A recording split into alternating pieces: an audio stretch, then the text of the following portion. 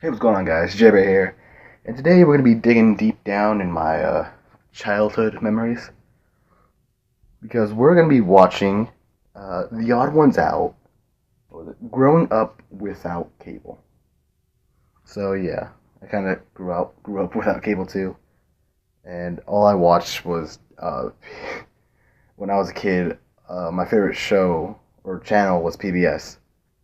So, without further ado, we're going to get to it.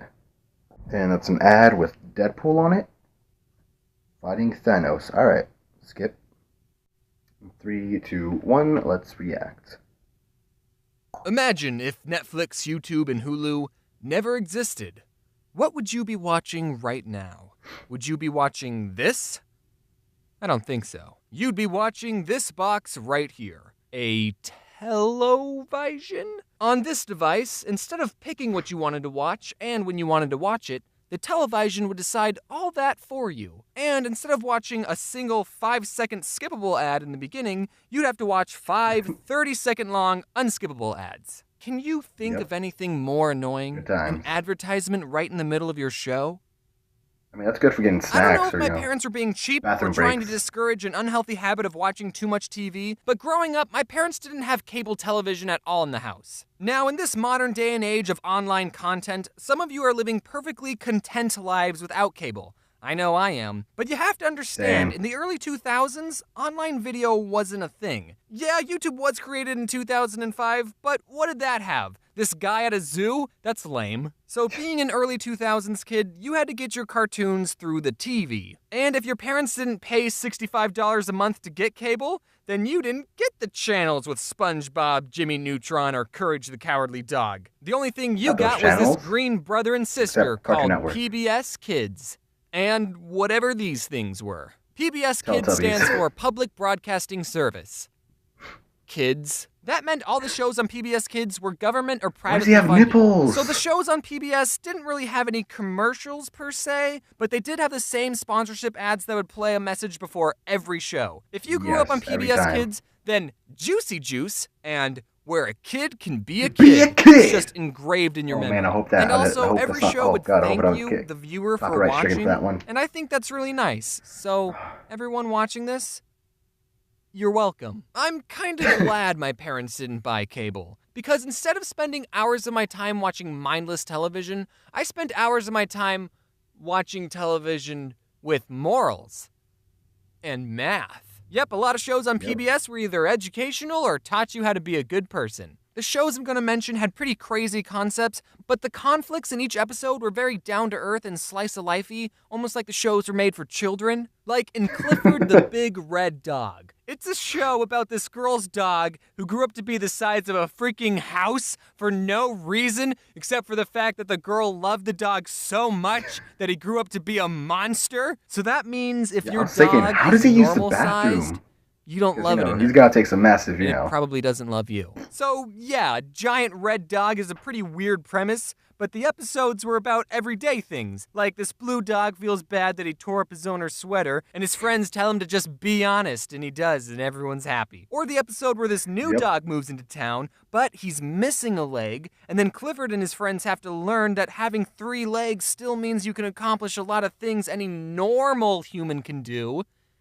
Dog. And I rate this show a 10 out of 10. Next is Dragon Tales, the show that made dragons kid-friendly. There's Org, he's the biggest, not so brave of heart. There's Cassie, she's so shy, but so very smart. There's Zack and Wheezy and their tales of fun, 'cause you know 2 heads are better than 1. Dragon Tales, it's almost time for Dragon Tales. The show was pretty similar to Clifford. The characters would spend an episode learning everyday things like how to do a cartwheel, or they would try to make it rain so they could show their friend what a rainbow looks like. And there was also this grandpa dragon who knew Spanish for some reason. Don't come too close, niños. And that wasn't the weirdest thing on the show, actually. There was also a dragon character in a wheelchair, which, just like Clifford, is a good character because it teaches kids that disabled people are still people who can accomplish a lot of things. But I think it's a weird combination of 2 things. A dragon, a mythical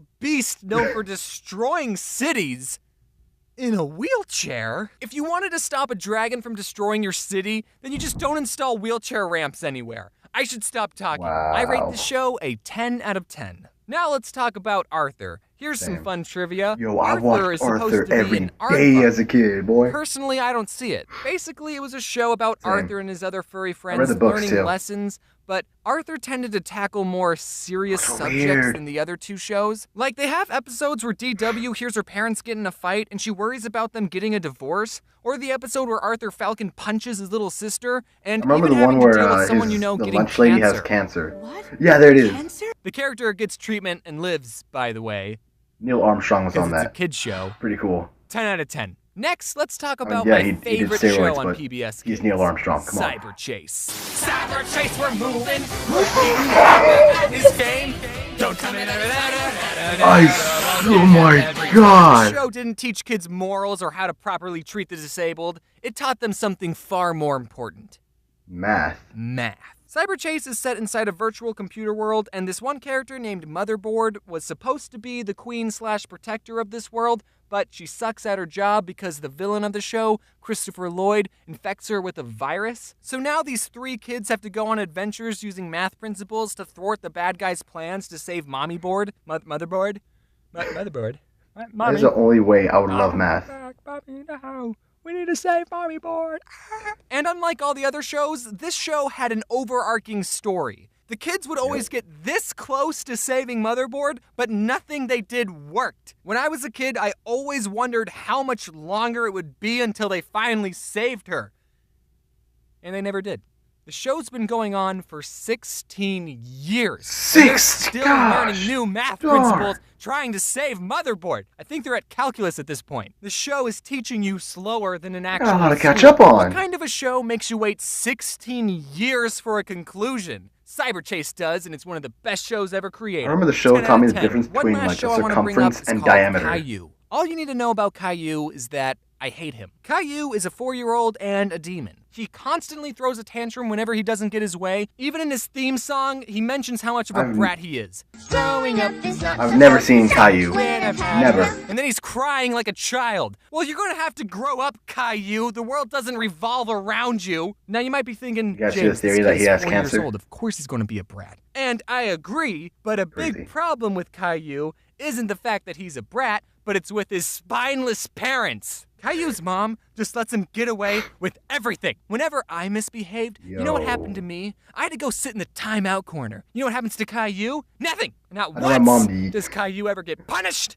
It's always his mom just being like, Caillou, what you said wasn't very nice. Now go behave, okay? 0 out of 10 with the show with just the I humans. remember I my hate it. mom I would just yell at me realized that every all the time I shows drew on the mentioned wall were animated, when I but was there was a little. lot of non-animated shows that I still watched. But whatever, I could just say that I these think shows one time I fit the blended theme on my of little channel. sister. Or it could make a part 2. I can do whatever I want. Now, as a die-hard PBS fanboy, I think I speak for everyone when I say that what PBS was missing was a crossover episode. How hard would it have been for the Clifford people and the Dragon Tales people to coordinate an episode where the three-legged dog finds the dragon scale, he could dig it up out of the sand because dogs like to dig, except this dog wouldn't be that good at digging, and then he would meet up with a wheelchair dragon and they could be best friends. I would have loved that. As much as I'm That would've been joking pretty cool. about it, as a kid, I actually really wanted a crossover episode between the shows Clifford and Clifford's Puppy Days, which is another show that follows Clifford before he was interesting, when he was tiny,